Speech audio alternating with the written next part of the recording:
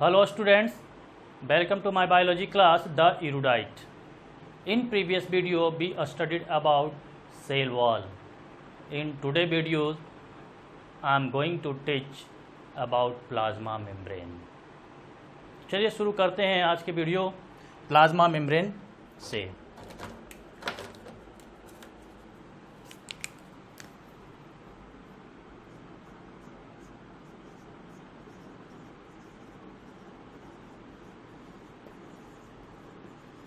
Plasma membrane को ही cell membrane के नाम से भी जाना जाता है या सेल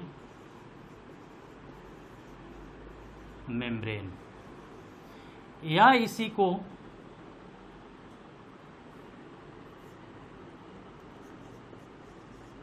प्लाज्मा लेमा भी कहा जाता है। और यह प्लाज्मा लेमा जो टर्म है ये प्लॉय नामक साइंटिस्ट के द्वारा दिया गया था, यानी कि this term plasmalemma was termed bye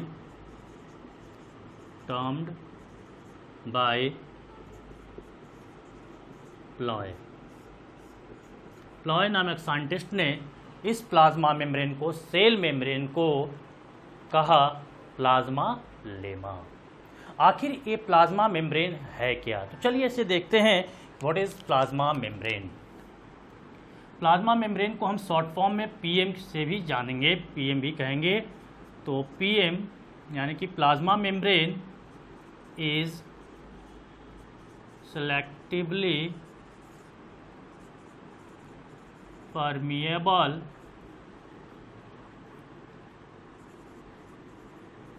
membrane that separate protoplasm or protoplast from its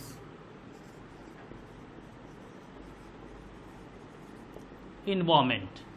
कहा जा रहा है कि जो प्लाज्मा मेम्ब्रेन है वह प्लाज्मा मेम्ब्रेन एक सेलेक्टिवली परमिएबल लेयर है, मेम्ब्रेन है, जो कि सेपरेट करता है प्रोटोप्लाज्म को उसके एक्सटर्नल इन्वायरमेंट से।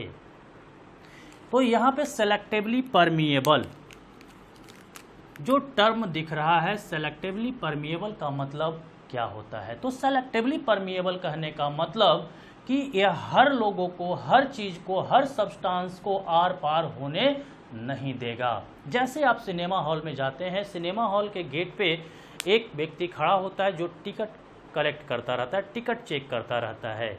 जिसके पास टिकट होता है उसी को वो अलाउ करता है, जिसके पास टिकट नहीं मिलता उसे वो अलाउ नहीं करता है, यानी कि वहाँ पे सेलेक्ट कर रहा है और तब उसे अंदर जाने दे रहा है। उसी प्रकार से प्लाज्मा मेम्ब्रेन भी एक सेल से दूसरे सेल में किसी सब्सटेंस के ट्रांसपोर्टेशन को सेलेक्ट करता है और तब उसे अलाउ करता है कि इसे अंदर जाना है या नहीं जाना है। तो उसे उस प्रकार के ट्रांसपोर्टेशन को हम लोग कह दिए सेलेक्टिवली परमिएबल, यानी कि जो मेम्ब्रेन है सेलेक्ट करेगा कि इसे जाना है या नहीं जाना है, तभी उसे आर पार होने देगा। तो यह प्लाज्मा मेम्ब्रेन जो है सेलेक्टिवली परमिएबल है और जो कि सेपरेट करता है, अलग करता है प्रोटोप्लाज्म को। यानी कि यहाँ पे अगर हम सेल का स्ट्रक्चर देखें, सपोज कीजिए कि यह एक सेल है और इस सेल का यह आउटर मेम्ब्रेन है। इस आउटर मेम्ब्रेन को हम प्लाज्मा मेम्ब्रेन कह रहे हैं। अब इस प्लाज्मा मेम्ब्रेन के अंदर, प्लाज्मा मेम्ब्रेन से घिरा हुआ कंटेंट को हम लोगों ने पिछली क्लास में ही जब सेल का स्ट्रक्चर पढ़ा था, वहाँ पे ही हम कंटेंट ऑफ सेल को, यानी कि प्लाज्मा मेम्ब्रेन से घिरे हुए कंटेंट को हम कहे थे प्रोटोप्लाज्म। अब यह प्रोटोप्लाज्म जो है, इस प्रोटोप्लाज्म को यह मेम्ब्रेन क्या कर रहा है? तो अलग कर दे रहा है। किससे? तो इसके एक्सटर्नल इन्वायरमेंट से, यानी कि बाहरी वातावरण से। यानी कि सेल के चारों तरफ जो भी वातावरण है, जैसा भी इन्वायरमेंट है, उस इन्वायरमेंट से प्रोटोप्लाज्म को यह मेम्ब्रेन सेपरेट कर रहा है, अलग कर रहा है। तो यह है प्लाज्मा मेम्ब्रेन। अब आगे चलते हैं कि ये प्लाज्मा मेम्ब्रेन जो है बना किस चीज का है, यानी कि chemical composition of plasma membrane. Chemical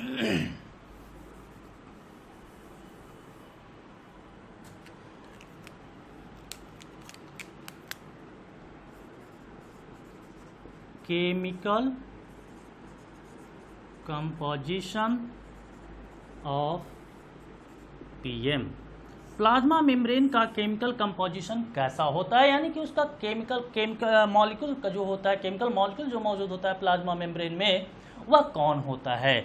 तो plasma membrane mainly composed of lipid, protein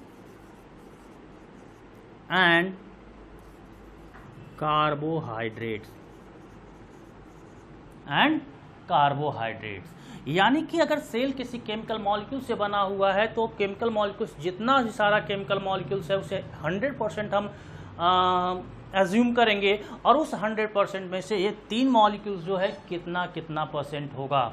यानी कि यहाँ पे लिपिड का अमाउंट, प्रोटीन का अमाउंट और कार्बोहाइड्रेट का भी अमाउंट हम देखेंगे कि प्लाज्मा मेम्ब्रेन में कितना होता है। तो लिपिड कंपोनेंट अगर पूछा जाए तो ये कह देंगे कि plasma membrane is composed of lipid, protein and carbohydrate. अब कितना लिपिड, कितना प्रोटीन और कितना कार्बोहाइड्रेट होगा, तो लिपिड जो होता है 20 to 40% of total chemical composition, यानी कि टोटल केमिकल कंपोजिशन का लिपिड जो है 20 से 40%। उसके बाद आता है प्रोटीन। प्रोटीन जो होता है वह 59 to 75% होता है, यानी कि सबसे ज़्यादा प्लाज्मा मेम्ब्रेन में किसी का अमाउंट है तो वो है प्रोटीन। कितना, तो 59 to 75% of total chemical composition. Next है कार्बोहाइड्रेट। कार्बोहाइड्रेट जो होता है लिस्ट अमाउंट में होता है, कम अमाउंट में होता है, यह 1 to 5% मौजूद होता है प्लाज्मा मेम्ब्रेन में। अब यहाँ पे देखेंगे कि अगर लिपिड उस प्लाज्मा मेम्ब्रेन में 20% है तो प्रोटीन कितना होगा। तो जब 20% होगा लिपिड तो प्रोटीन होगा 75% और कार्बोहाइड्रेट 1%। अगर लिपिड 40% रहा तब उस केस में प्रोटीन जो होगा 59% हो जाएगा और कार्बोहाइड्रेट 1% हो जाएगा।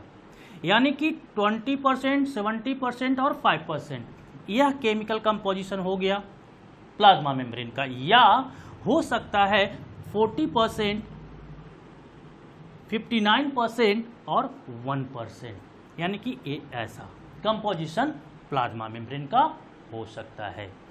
तो ये याद रखेंगे, इससे क्वेश्चन किया जाता है। अब नेक्स्ट पॉइंट में हम लोग देखेंगे thickness of plasma membrane. Plasma membrane कितना थिक होता है। थिकनेस ऑफ पीएम, जो ये प्लाज्मा मेम्ब्रेन का थिकनेस जो होता है वैरी करता है सेल टू सेल। जैसा कि हम लोग देखते हैं, हम ही लोग इंसान को ले लीजिए तो अलग अलग इंसान का मोटापा जो होता है अलग अलग, कोई मोटा, कोई पतला, कोई कम मोटा, कोई ज़्यादा मोटा, या कोई इस तरह से वैरी करता है। उसी प्रकार से सेल के अंदर में भी जो प्लाज्मा मेम्ब्रेन होगा वह प्लाज्मा मेम्ब्रेन का थिकनेस अलग अलग सेल में वैरी करता रहेगा।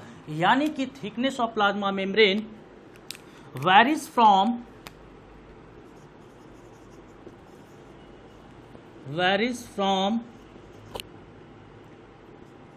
50 to 100 angstrom.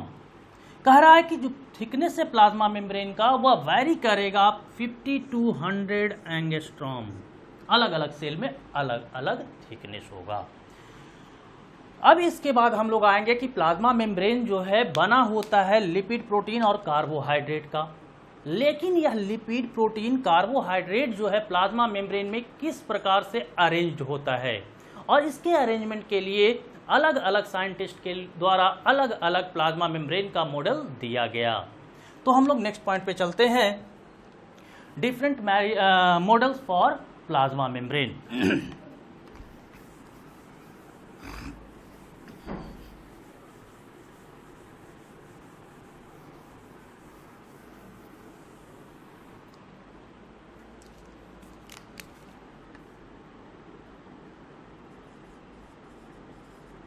Models of plasma membrane. Plasma membrane का मॉडल यानी कि स्ट्रक्चर हम प्लाज्मा मेम्ब्रेन का देखने जा रहे हैं कि प्लाज्मा मेम्ब्रेन तो बना हुआ है लिपिड, प्रोटीन और कार्बोहाइड्रेट का, लेकिन वह लिपिड, प्रोटीन, कार्बोहाइड्रेट किस तरह से अरेंज्ड होता है, यानी कि प्लाज्मा मेम्ब्रेन का जो स्ट्रक्चर होगा वह स्ट्रक्चर कैसा होता है, उसके लिए अलग अलग साइंटिस्ट के द्वारा अलग अलग मॉडल दिया गया जो कि एक्सप्लेन करता है प्लाज्मा मेम्ब्रेन के अंदर लिपिड, प्रोटीन और कार्बोहाइड्रेट के अरेंजमेंट को। तो मेनली मुख्य रूप से प्लाज्मा मेम्ब्रेन के मॉडल को एक्सप्लेन करने के लिए दो तरह का मॉडल्स ज़्यादा पॉपुलर है। फर्स्ट जो है लैमिलर और sandwich model, lamellar and sandwich model. दूसरा जो मॉडल दिया गया फ्लूइड मोज़ाइक मॉडल।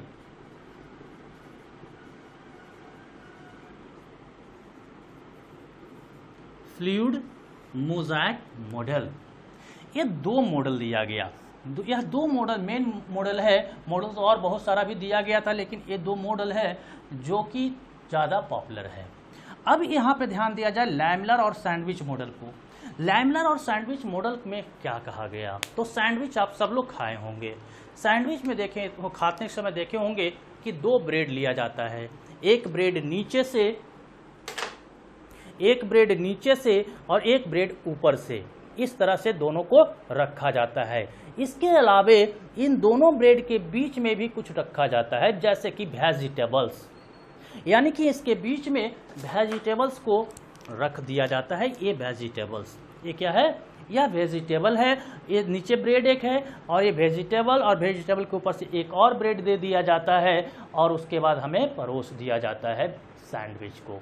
तो सैंडविच का मॉडल, यानी कि यहाँ पे कह रहा है सैंडविच मॉडल कहने का मतलब कि जो प्लाज्मा मेम्ब्रेन में लिपिड, प्रोटीन, कार्बोहाइड्रेट होगा उसका अरेंजमेंट कुछ इस तरह का होगा, यानी कि सैंडविच के जैसा होगा। अब कौन सा ऊपर, कौन सा नीचे, कौन सा बीच में? सैंडविच में तो बताया गया कि ऊपर और नीचे ब्रेड, बीच में वेजिटेबल्स। यहाँ पे हमें देखना होगा कि ऊपर कौन है और बीच में कौन है। अब इस सैंडविच मॉडल को ही कहा गया लैमिलर मॉडल भी। अब यह लैमिलर और सैंडविच मॉडल को एक्सप्लेन करने के लिए दो अलग अलग साइंटिस्ट का ग्रुप है।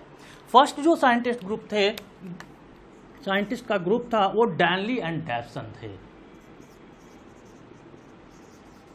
डैनली एंड डैप्सन, ये दो साइंटिस्ट थे। डैनली एंड डैप्सन ने इस मॉडल को एक्सप्लेन किया और इस वजह से उस मॉडल को कहा गया डैनली एंड डैप्सन मॉडल। यानी कि लैमिलर और सैंडविच मॉडल को हम दो भाग में, दो टाइप में डिफ्रेंशिएट करेंगे। फर्स्ट डैनली एंड डैप्सन मॉडल और दूसरा इसी सैंडविच मॉडल को एक्सप्लेन किया गया एक और साइंटिस्ट के द्वारा जिनका नाम था रॉबर्टसन।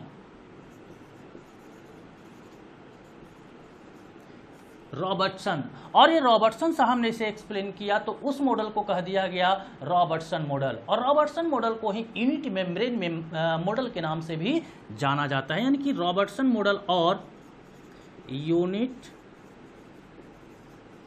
मेम्ब्रेन मॉडल, ये दो मॉडल दिया गया सैंडविच मॉडल को एक्सप्लेन करने के लिए। यानी कि दो अलग अलग साइंटिस्ट ने इस सैंडविच मॉडल को एक्सप्लेन किया कि प्लाज्मा मेम्ब्रेन में किस तरह से लिपिड और प्रोटीन का अरेंजमेंट होता है।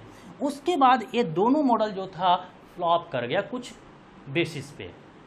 तो उसके बाद एक और मॉडल आया जिसका नाम है फ्लूइड मोज़ाइक मॉडल, और इस मॉडल को सबसे ज़्यादा एक्सेप्ट किया गया और यह मॉडल दिया गया था given by Singer and Nicolson. Singer and Nicolson ने एक मॉडल दिया जिसका नाम दिया गया फ्लूइड मोज़ाइक मॉडल। फ्लूइड का मतलब हुआ तरल पदार्थ, मोज़ाइक मतलब पैचेस। आप पुराना घर में देखते होंगे फर्श बना होता है मोज़ाइक का, यानी कि वहाँ पे मोज़ाइक कैसा रहता है, तो जो फर्श होता है कलरफुल पत्थर से बना हुआ होता है, छोटा छोटा कलरफुल पत्थर होगा और उसी को जमाकर बनाया जाता था फर्श। अब उसके जगह पे टाइल्स और मार्बल लगने लगा है। तो पुराने जो मकान होंगे वहाँ पे ये मोज़ैक मिल जाएगा। उसी तरह से यहाँ पे सिंगर एंड निकोलसन ने उसी के आधार पर इनका मानना था कि जो प्लाज्मा मेम्ब्रेन है, प्लाज्मा मेम्ब्रेन में लिपिड और प्रोटीन मॉलिक्यूल्स जो होगा वह मोज़ैक के रूप में अरेंज्ड होगा, यानी कि वह पैचेज में होगा। कौन? लिपिड, प्रोटीन और कार्बोहाइड्रेट। और इस वजह से उसका नाम दे दिया गया मोज़ैक मॉडल। उसके पहले एक फ्लूइड मोज़ैक मॉडल दिया गया। तो इसका मतलब कि सिंगर और निकोलसन का मानना था कि जो प्लाज्मा मेम्ब्रेन है वह सॉलिड नहीं होता है, वह तरल पदार्थ के जैसा होता है। तो इस वजह से इस मॉडल का पूरा नाम दिया गया फ्लूइड मोज़ैक मॉडल। इसका नाम दे दिया गया फ्लूइड मोज़ैक मॉडल। अब हम लोग हमारे सामने 3 तरह का मॉडल दिख रहा है। पहला मॉडल डैनली एंड डैप्सन, दूसरा रॉबर्टसन और यूनिट मेम्ब्रेन मॉडल, और तीसरा फ्लूइड मोज़ैक मॉडल, जो कि सबसे ज़्यादा एक्सेप्टेड था। यानी कि this model is most accepted. यह मॉडल जो है सबसे ज़्यादा एक्सेप्ट किया गया। किसे? तो फ्लूइड मोज़ैक मॉडल को। आपके बुक में संभवतः इसी मॉडल के बारे में एक्सप्लेन किया गया है, क्योंकि यह ज़्यादा एक्सेप्टेड था, क्योंकि यह प्लाज्मा मेम्ब्रेन के परमेबिलिटी को भी एक्सप्लेन कर रहा था। यहाँ पे रॉबर्टसन और डैनली एंड डैप्सन मॉडल जो दिया गया, इसमें वाटर के परमेबिलिटी के बारे में बहुत ज़्यादा एक्सप्लेनेशन नहीं दिया गया, ज़्यादा क्लियर नहीं था। तो एक एक करके सब के बारे में पढ़ लेते हैं तो समझ में आ जाएगा कि इनमें क्या ड्रॉबैक था जिसके कारण फ्लूइड मोज़ैक मॉडल लाया गया। तो चलते हैं, शुरू करते हैं डैनली एंड डैप्सन मॉडल से।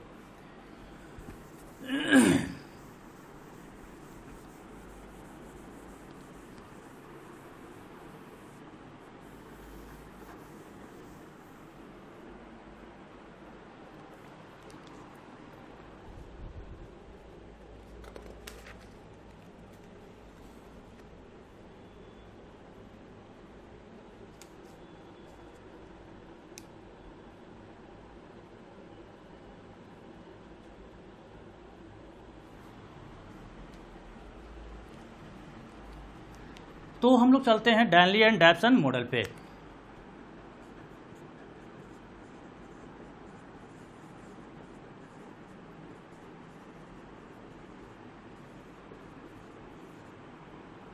डैनली एंड डैप्सन मॉडल। अब ये डैनली एंड डैप्सन मॉडल में क्या कहा गया? तो according to them plasma membrane is composed of 4 molecular layers. यानी कि इनके द्वारा कहा गया कि मानना था इनका कि ये जो प्लाज्मा मेम्ब्रेन है वो 4 मॉलिक्यूलर लेयर से मिलकर बना हुआ है। यानी कि 4 मॉलिक्यूलर लेयर वहाँ पे है।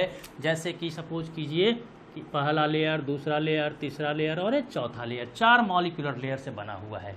किनके अनुसार? तो डैनली एंड डैप्सन के अनुसार। तो हम लोग इसके नीचे लिखते हैं according to them plasma membrane is composed of 4 molecular layers।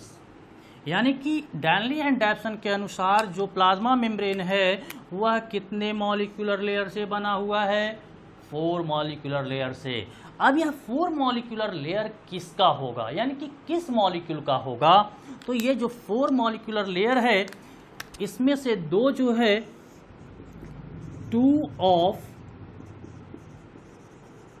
Phospholipid, यानी कि ये 4 मॉलिक्यूलर लेयर में से 2 मॉलिक्यूलर लेयर जो है फॉस्फोलिपिड का है, and 2 of protein. 2 molecular layer phospholipid का और 2 मॉलिक्यूलर लेयर प्रोटीन का। अब इसमें फॉस्फोलिपिड का कैरेक्टरिस्टिक के बारे में कहा गया कि जो फॉस्फोलिपिड होता है, फॉस्फोलिपिड इज एम्फिएटिक और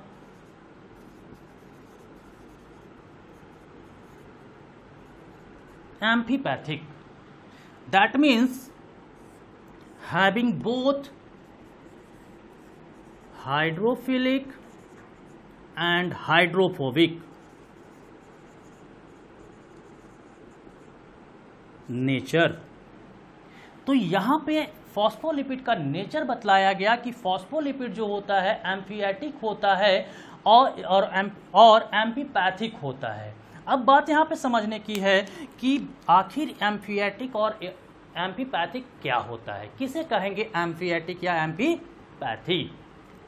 तब the substance which has both hydrophilic and hydrophobic nature is called amphipathic, यानी कि वैसा सब्सटेंस केमिकल मॉलिक्यूल्स जिसके पास में दोनों नेचर हो। कौन कौन सा? तो हाइड्रोफोबिक का और हाइड्रोफिलिक का, यानी कि वह सब्सटेंस के पास में हाइड्रोफिलिक नेचर भी हो और हाइड्रोफोबिक नेचर भी हो। अब बात आती है कि ये हाइड्रोफिलिक क्या है और हाइड्रोफोबिक क्या है। ये तो बात हम समझ गए कि फॉस्फोलिपिड एम्फिएटिक होता है। एम्फिएटिक का मतलब होता है कि जिसके पास में दोनों नेचर हो, हाइड्रोफिलिक और हाइड्रोफोबिक। यहां तक आप समझ गए। लेकिन आपके मन में ये बात आ रही होगी कि हाइड्रोफिलिक क्या है और हाइड्रोफोबिक क्या है। तो हाइड्रोफिलिक हम उस सब्सटेंस को कहते हैं जो वाटर लविंग हो, यानी कि वाटर को एक्सेप्ट करता हो। तो water loving substance is called hydrophilic. Water loving substance is called hydrophilic, and water repelling substance is called hydrophobic. Phobia आप सुने होंगे। फोबिया का मतलब क्या होता है? तो फोबिया का मतलब होता है भय, डर, यानी किसी चीज से डर है तो उस चीज का फोबिया उसे हो गया है। कभी कभी आप आम घर में भी सुन लेते हो कि आपको फोबिया हो गया है, यानी कि भय हो गया है, डर हो गया है। अब किससे डर हो गया है? तो पानी से डर हो गया है। इसका मतलब कि पानी को हम देखते हैं तो पानी से डरने लगते हैं, भागो। तो यहाँ पे कह रहा है कि सब्सटेंस के पास में एक नेचर है हाइड्रोफोबिक का, यानी कि उस सब्सटेंस में वह पानी से डर लगता है, यानी कि पानी को वो देखेगा तो उसे रिपेल कर देगा। तो water repelling substance is called hydrophobic and water loving substance is called hydrophilic. और ये दोनों नेचर मौजूद होता है फॉस्फोलिपिड में। तो इस फॉस्फोलिपिड का स्ट्रक्चर देख लेते हैं कि फॉस्फोलिपिड कैसा होता है और किस तरह से कौन सा पार्ट उसका हाइड्रोफिलिक और कौन सा पार्ट हाइड्रोफोबिक होता है। यहां पे ध्यान देंगे, ये है लिपिड मॉलिक्यूल्स। ये लिपिड मॉलिक्यूल्स, इस लिपिड मॉलिक्यूल्स को हम दो पार्ट में डिवाइड करेंगे। ये जो गोल वाला पार्ट, ये वाला रीजन जो नजर आ रहा है, इसे हम हेड कहेंगे। इसके नीचे जो पार्ट है इसे हम लोग कहेंगे टेल। इसे क्या कहेंगे? टेल। और इस लिपिड का हेड पार्ट जो होता है, या हेड पार्ट कैसा होगा? तो हाइड्रोफिलिक होगा। क्वेश्चन है, objective question, which of the following part of lipid is hydrophilic? निम्नलिखित में से कौन सा पार्ट लिपिड का हाइड्रोफिलिक होगा? तो head part of lipid is hydrophilic,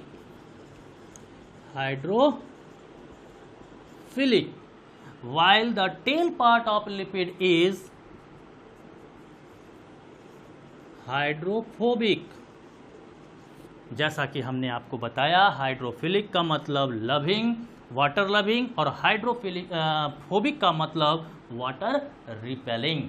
तो यहाँ पे हेड पार्ट जो है हाइड्रोफिलिक है, यानी कि वाटर लविंग होगा, यानी कि वाटर को वो एक्सेप्ट करेगा। दूसरा उसका पार्ट टेल पार्ट जो है वह हाइड्रोफोबिक है। इसका मतलब कि उसका टेल पार्ट वाटर को रिपेल करेगा, अपने से दूर करेगा। इस फॉस्फोलिपिड का नेचर ये देख लिए हम लोग, समझ गए हम लोग। अब इसका दूसरा पार्ट है प्रोटीन। तो प्रोटीन जो डैनली एंड डैप्सन के द्वारा जो बताया गया कि प्रोटीन का नेचर डैनली एंड डेप्सन ने कहा कि जो प्रोटीन होगा, ये जो प्रोटीन होगा वह अल्फा प्रोटीन होगा, और अल्फा प्रोटीन को ही ग्लोबुलर प्रोटीन कहेंगे। प्रोटीन इज अल्फा प्रोटीन और ग्लोबुलर प्रोटीन। अब अल्फा प्रोटीन क्या है, ग्लोबुलर प्रोटीन क्या है? तो अल्फा बीटा गामा, केमिस्ट्री में आप जब नॉमेनक्लेचर पढ़ेंगे तो वहाँ पे बताया जाएगा एक अल्फा बीटा गामा के बारे में। अल्फा बीटा गामा जो है पोजीशन को रिप्रेजेंट करता है, बताता है अल्फा कब होगा, गामा कब होगा, बीटा कब होगा। तो जब केमिस्ट्री में जब पढ़ेंगे तो जैसे सपोज कर लीजिए कि ये अमीनो एसिड की बात कर रहा है, प्रोटीन की बात कर रहा है, तो प्रोटीन बना किस चीज़ का होता है? तो protein is composed of amino acid, that means protein is polymer of amino acid, यानी कि प्रोटीन जो है बहुत सारे अमीनो एसिड का बना होता है। Protein is composed of many amino acid, बहुत सारा अमीनो एसिड का बना हुआ है, n number of amino acid है मौजूद यहाँ पे। आखिर इसका फॉर्मेशन कैसे होता है? तो अमीनो एसिड बहुत सारा मिला हुआ है, amino acid first, amino acid second, amino acid third, amino acid fourth, इसी तरह से बहुत सारा अमीनो एसिड आपस में जुड़ता चला जाएगा।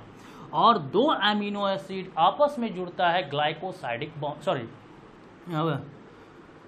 पेप्टाइड बॉन्ड से। The two amino acid bind together by peptide bond, यानी कि अमीनो एसिड फर्स्ट और अमीनो एसिड सेकंड के बीच में जो बॉन्ड है वह पेप्टाइड बॉन्ड है। यहाँ भी पेप्टाइड बॉन्ड, यहाँ भी पेप्टाइड बॉन्ड, यहाँ भी पेप्टाइड बॉन्ड, और इस तरह से बहुत सारे अमीनो एसिड पेप्टाइड बॉन्ड से बाइंड हो करके एक चेन का फॉर्मेशन कर लिया। उस चेन को कहा जाता है पेप्टाइड चेन, यानी कि ये जो चेन दिख रहा है इस चेन को हम कहेंगे पेप्टाइड चेन। अब यह पेप्टाइड चेन जो है कंडेंसेशन का काम करता है, कंडेंस होता है, संघनित होता है। संघनित होने का अलग अलग तरीका, संघनित ये ऐसे हो सकता है जैसे कि एक कोई धागा है, उस धागा को लपेट लिया जाए और गोला बना लिया जाए। जैसे स्वेटर बनाने के लिए ऊल का गोला बनाया जाता है, तो पेप्टाइड चेन का लंबा सा चेन है, उसे लपेट करके यानी कि उसका एक बॉल लाइक स्ट्रक्चर बना लिए, उस तरह के प्रोटीन को कहते हैं ग्लोबुलर प्रोटीन। अल्फा और बीटा प्रोटीन, अल्फा और बीटा प्रोटीन क्या है? तो यहाँ पे ध्यान देंगे, जो प्रोटीन की बात हम कर रहे हैं कि प्रोटीन बना हुआ है अमीनो एसिड का, तो अमीनो एसिड किस चीज़ का बना हुआ है? अमीनो एसिड जो है यह कार्बन, हाइड्रोजन, ऑक्सीजन और नाइट्रोजन का बना हुआ है। इस अमीनो एसिड में दो फंक्शनल ग्रुप होता है। जैसे सपोज कर लीजिए, एग्जाम्पल हम एक ले लेते हैं, CH H C double bond, sorry COOH, यहाँ पे NH2। जैसा कि हमने आपको बताया कि यह एक अमीनो एसिड है, जैसा कि हमने आपको बताया कि अमीनो एसिड के पास में दो फंक्शनल ग्रुप होते हैं, एक एसिड और दूसरा एमाइड। एसिड COOH और एमाइड NH2। अब यहाँ पे बात आती है कि अल्फा कौन होगा, बीटा कौन होगा, कब कहेंगे अल्फा, कब कहेंगे बीटा। तो जो फंक्शनल ग्रुप जो है एसिड, ये फर्स्ट फंक्शनल ग्रुप है। तो इस फर्स्ट फंक्शनल ग्रुप से यानी कि इस कार्बन से, ये फंक्शनल कार्बन हो गया, ये वाला कार्बन क्या हो गया, फंक्शनल कार्बन। तो इस फंक्शनल कार्बन से जस्ट अटैच जो कार्बन होगा वह अल्फा कार्बन होगा, यानी कि इससे अटैच ये कार्बन, तो ये अल्फा कार्बन, ये बीटा कार्बन। अब कहता है कि अगर इस अमीनो एसिड में एमाइड ग्रुप जो है अल्फा कार्बन से होगा तो अल्फा प्रोटीन, बीटा से होगा तो बीटा प्रोटीन। बात क्लियर हो गया होगा? अगर नहीं भी हुआ होगा एक क्लियर, तो इस इसके लिए टेंशन लेने की आवश्यकता नहीं है। आपको एक चैप्टर पढ़ना है बायोमॉलिक्यूल्स। जब बायोमॉलिक्यूल्स पढ़ाएंगे तब वहाँ पे इस सारे चीज़ों के बारे में एक्सप्लेन करेंगे। कार्बोहाइड्रेट, प्रोटीन, लिपिड, एंजाइम्स, इन सब को हम बढ़िया से पढ़ाएंगे, बढ़िया से सिखाएंगे, संभवतः बहुत अच्छा लगेगा। तो इसको हम यहाँ तक ही छोड़ देते हैं। एक बेसिक कॉन्सेप्ट हमें प्रोटीन के बारे में बताना था, इस वजह से इतना सारी बातें हम बोल दिए। तो याद आप रखेंगे कि according to Danielli and Davson the protein present in plasma membrane is alpha protein और ग्लोबुलर प्रोटीन, ये बात को याद रखना है। उसके बाद फॉस्फोलिपिड के नेचर के बारे में याद रखना है कि फॉस्फोलिपिड जो होता है एम्फियाटिक या एम्फीपैथिक होता है, और एम्फियाटिक और एम्फीपैथिक का मतलब होता है कि having both hydrophilic and hydrophobic nature. Hydrophilic हम कहेंगे वाटर लविंग सब्सटेंस को, और हाइड्रोफोबिक कहेंगे वाटर रिपेलिंग सब्सटेंस को। तो ये था डैनली एंड डैप्सन का मानना। अब यहाँ पे आगे दिखलाते हैं कि डैनली एंड डैप्सन ने जो अरेंजमेंट किया लिपिड, प्रोटीन और कार्बोहाइड्रेट को का, वह किस तरह से किया, तो दिखलाते हैं आपको। जैसा कि पहले ही हम लोग जानते हैं, डैनली एंड डैप्सन सैंडविच मॉडल को एक्सप्लेन कर रहे थे, यानी कि लिपिड, प्रोटीन और कार्बोहाइड्रेट जो होगा वह सैंडविच के जैसा अरेंज्ड होगा। अब सैंडविच के जैसा अरेंज्ड होगा तो कैसा होगा? सबसे पहले ध्यान देंगे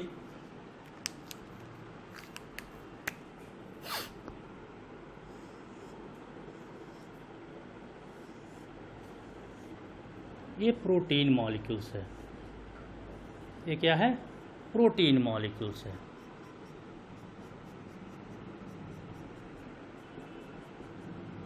ये लेयर हो गया पहला लेयर। उसके बाद कहा गया, इनका डैनली एंड डैप्सन का मानना था कि इसके बाद में यहाँ पे मौजूद होगा लिपिड बाई लेयर। लिपिड का 2 लेयर मौजूद होगा।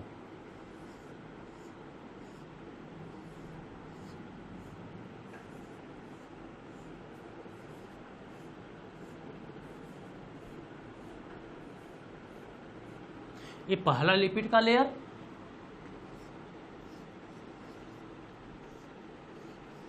दूसरा लिपिड लेयर, तीसरा लिपिड लेयर, चौथा, पांचवा, छठा, ये सातवां में, यानी कि इस तरह से लिपिड का लेयर हो गया। अब इसके बाद उनका कहना था कि लिपिड बाई लेयर के बाद फिर से प्रोटीन का एक लेयर, यानी कि यहाँ पे प्रोटीन का एक और लेयर।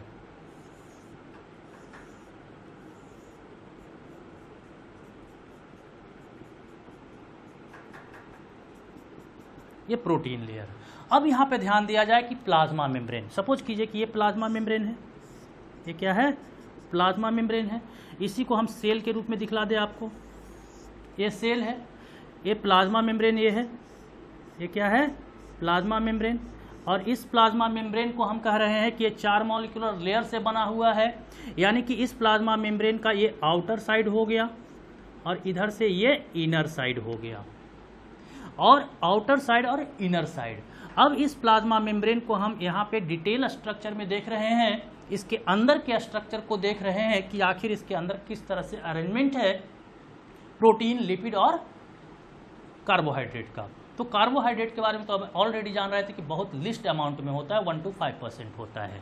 मेन कंपोनेंट के रूप में लिपिड और प्रोटीन होता है। तो यहाँ पे जो प्लाज्मा मेम्ब्रेन है, इस प्लाज्मा मेम्ब्रेन का यह आउटर लेयर है, यह आउटर लेयर। और यह आउटर लेयर किस चीज़ का बना हुआ है? तो प्रोटीन का, यानी कि यह जो लेयर दिख रहा है ये आउटर प्रोटीन हो गया। उसके बाद इनका कहना था कि जो इनर लेयर है, यानी कि अंदर वाला लेयर है, अंदर वाले लेयर पे, अंदर वाले सरफेस पे भी प्रोटीन का लेयर एक होगा, यानी कि ये इनर लेयर, इनर प्रोटीन। अब ध्यान देंगे सैंडविच को, सैंडविच पे।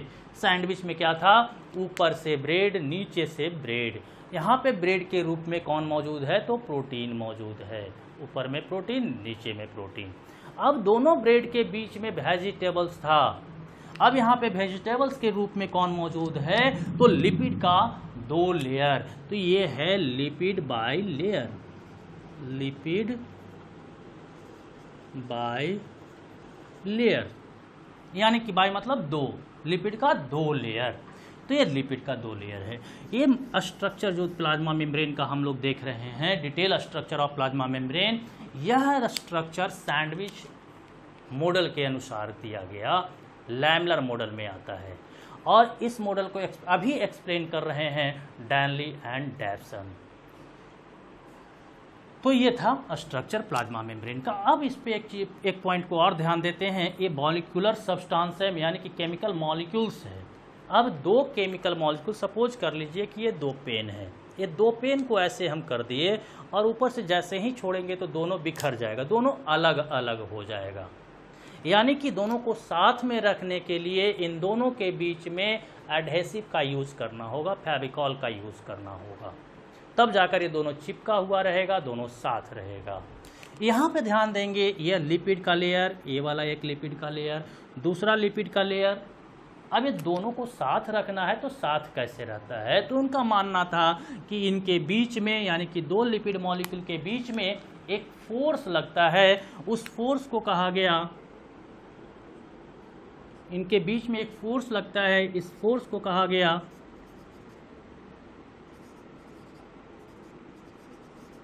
वंडरवाल्स फोर्स। ये फोर्स का नाम क्या हुआ? Van der Waals force. ये फोर्स के बारे में आप केमिस्ट्री में पढ़ेंगे, वंडरवाल फोर्स क्या है। बस हम बायो की बात करते हैं तो बायो में थोड़ा सा आपको बता दें, जब 2 सिमिलर मॉलिक्यूल्स के बीच में किसी प्रकार का अट्रैक्टिव फोर्स लगता है तो उस फोर्स को वंडरवाल फोर्स कहते हैं। वंडरवाल नामक एक साइंटिस्ट हुआ करते थे, उन्होंने इस फोर्स के बारे में एक्सप्लेन किया, इस वजह से उस फोर्स को नाम दे दिया गया वंडरवाल फोर्स।